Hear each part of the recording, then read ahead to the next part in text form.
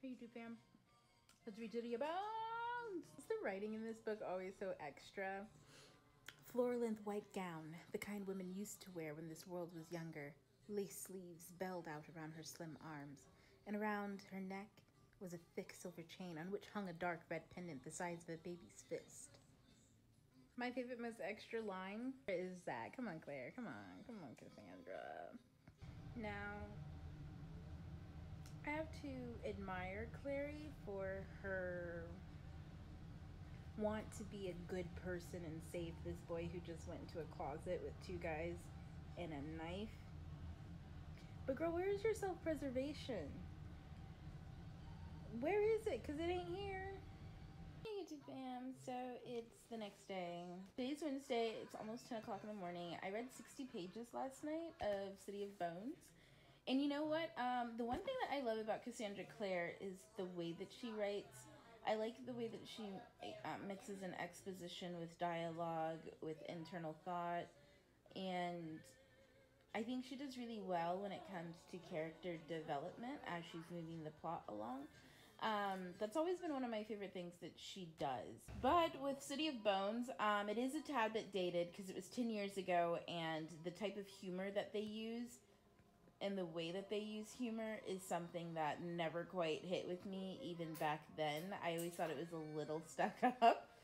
So, like, I feel that even more now. But reading it, I'm like, man, you know, I really do relate as when I was a teen, like how a lot of her feelings are and what is going on, how she feels with her mom and how she interacts with new people and guys and things like that. So that's pretty cool. I mean, sometimes the writing style can be a little, like, extra.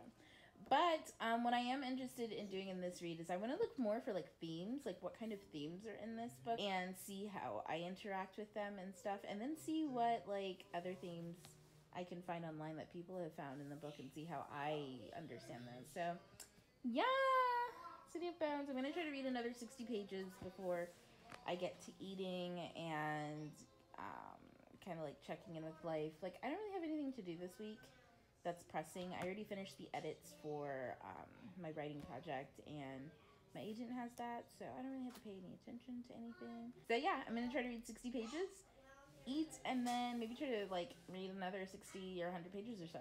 Yeah, see you guys in a little. So like, as soon as I talk about how I like Cassandra Clare's writing and how there's lots of like exposition with internal character dialogue, we go to a whole bunch of like detailed descriptions of what buildings look like and shit, and I'm just like, yeah, but what does Clary feel about this? Like, what does she feel about it? Hey YouTube fam, I don't even know what day it is. Anyway, so I read like 60 plus 40, like 100 pages. I read like 100 pages, so that's exciting. And I do enjoy City of Bones. I think the descriptions can be a little bit much sometimes because why? But I think Cassandra Clare's really good at like placing plot. Now, I am still waiting to get like more theme centric in this book, and I don't know if I'm gonna feel those themes, what they are yet. It's still very much like basic plot. Sometimes Clary does real dumb as fuck stuff and, you know, hijinks. So we'll see. We'll see.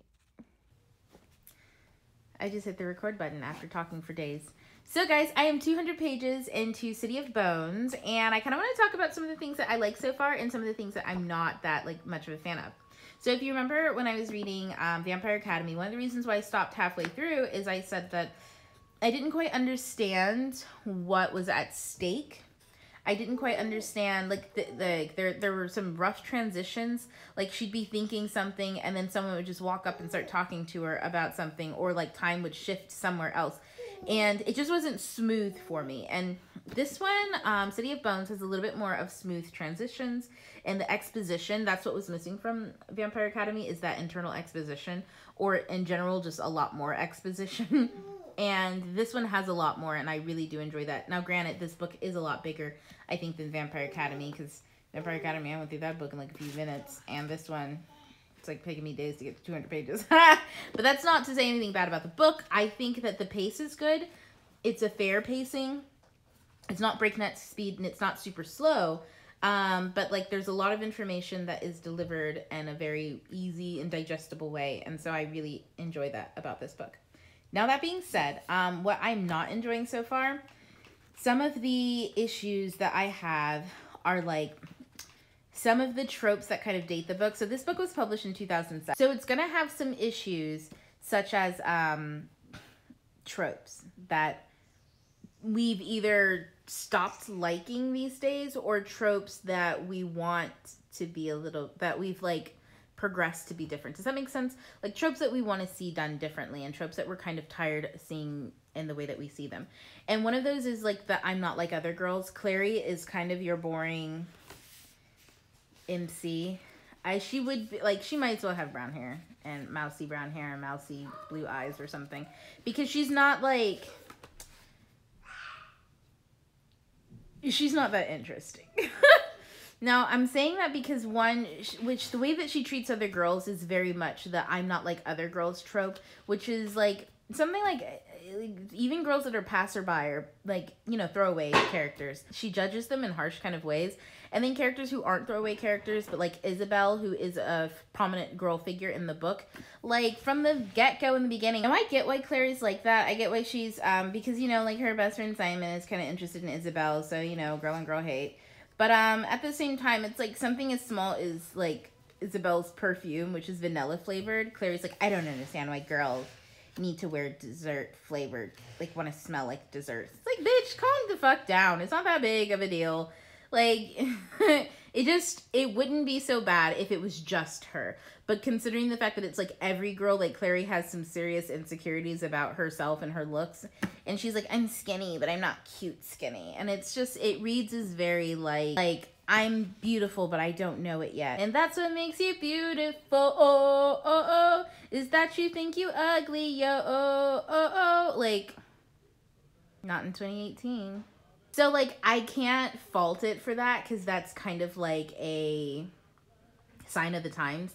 However, moving forward, the next thing that kind of bothers me a little bit is there is a slow burn romance, which I love, but coupled with the fact that the plot is what it is. So the plot is that Clary's mom in the beginning, Clary's a very normal girl. She goes to like a thing. She's mad at her mom for like wanting to like go live on a farm for the summer. And then she finds out that her mom was kidnapped. And then she starts seeing demons. And then she finds out her mom was kidnapped by like a dark angel overlord who everybody thinks is dead, but this dude ain't dead. And everybody's like is scared shitless of him. Now, in my perspective, if I was 15, just turning 16, and my only parent was, like, kidnapped by an angel who might as well be another demon, and I was seeing demons, I'd have lost my shit. Like, I'm sorry, I wouldn't have kept my cool. I'd be like, you know, I'm a normal girl here and everywhere, and then I start seeing demons. No, like, no. We've all seen enough horror movies that if we get attacked by a literal demon, like, all of a sudden, like, no, we'd be having some problems. Like, I like that as a setup. The setup is fine, that's what happens to her. And then she's going on a quest to, like, find her mom. She's, like, has no place to live, no place to go. The only familial, like, parent, like, family member that she has told her that she's on her own, essentially.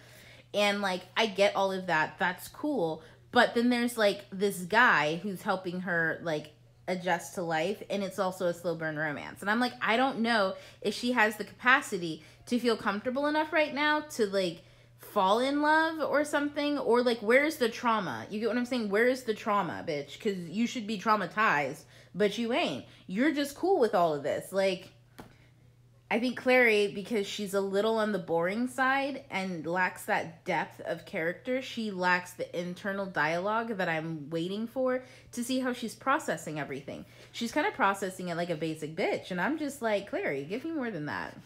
You want me to stick with you for 480 pages? I'm going to need you to stop basicing and, like, basic the fuck up. Level up, bitch. Level up. Like, that's kind of my issue with Clary right now. And I don't really remember the other books. And I don't remember, like, if this is going to change too much or not. Or, like, so we'll see what happens. But that's kind of my issue right now. I'm going to try to finish the book at some point. I might check in before I finish it. If I don't, I'll let you know what my thoughts are at the end. Hey guys, it is almost the new year. It is literally the 31st. This vlog has been going on for forever. I actually finished this book a few days ago and I wanted to sit with it for a little while before I got back with you and told you my feelings. And you know, like, I don't know how I feel about City of Bones, honestly. I think the writing is good. I think that Cassandra Clare knows how to navigate inside of the world that she's built.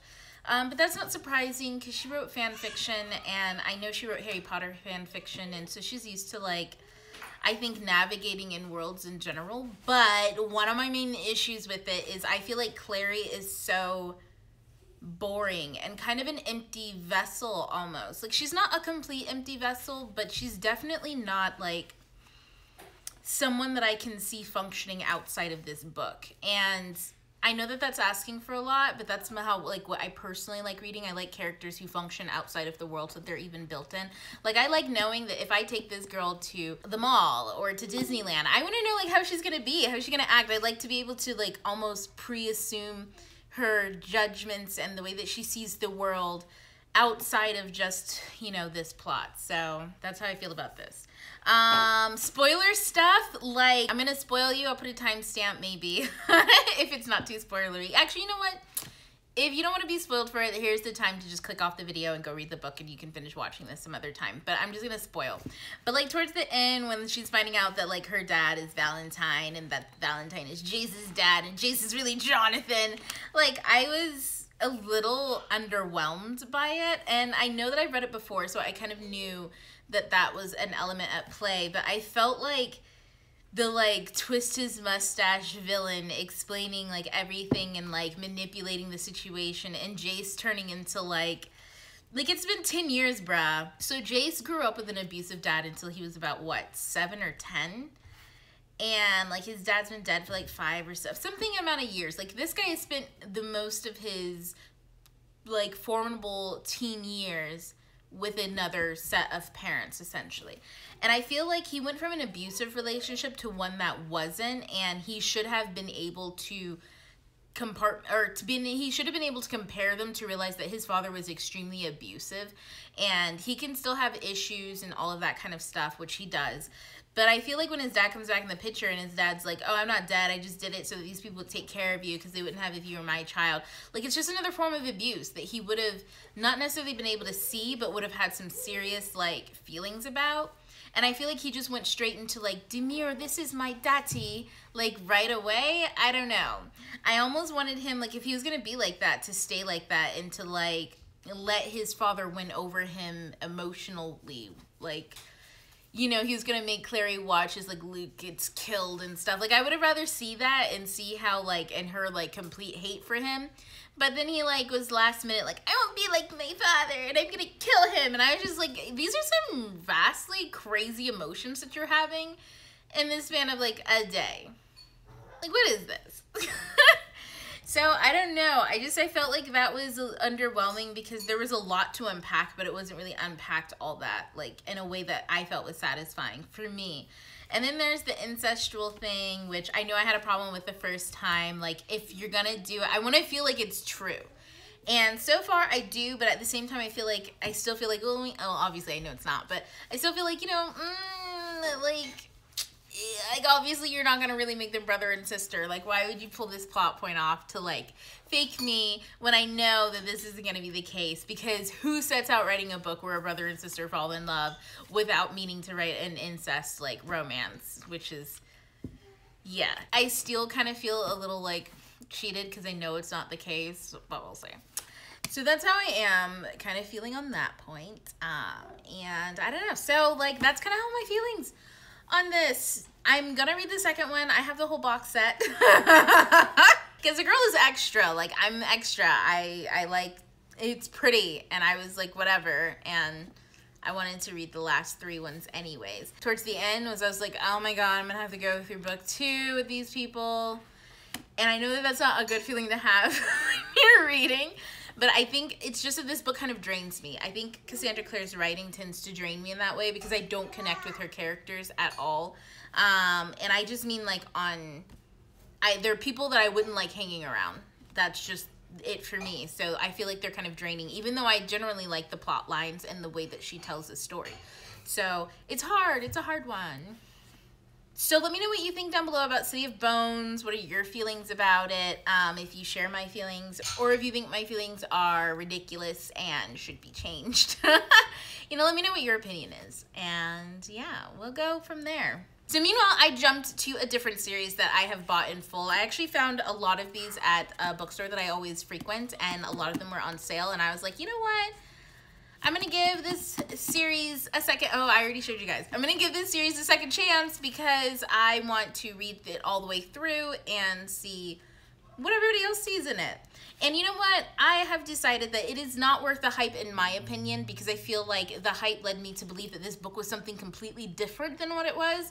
But as the book is in itself and its entirety, it's just something that I would like. It's like, you know, trashy romances, and it's about a girl who likes dresses more than she likes, you know, killing people. Like, she's not the, I'm not like other girls, I'm the tomboy that like likes to play hockey and kill people. Like, you know, there's always that girl who's like, I don't like dressing up in dresses, I want to be a knight. And Selena's like, I'm gonna kill people and dress up in dresses.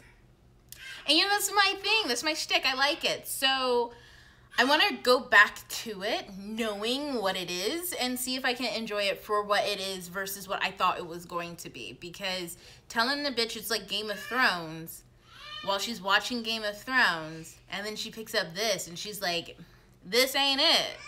Like, it was unfair, and I feel like I was cheated out of an experience that I could have enjoyed. So I want to see if I'm going to enjoy it. So yeah, bitch, pick this up again. Judge me if you want to. I don't care. I want to read it, and I want to try to enjoy it and see if I can enjoy it. If I don't, you'll know, because I'm going to vlog it.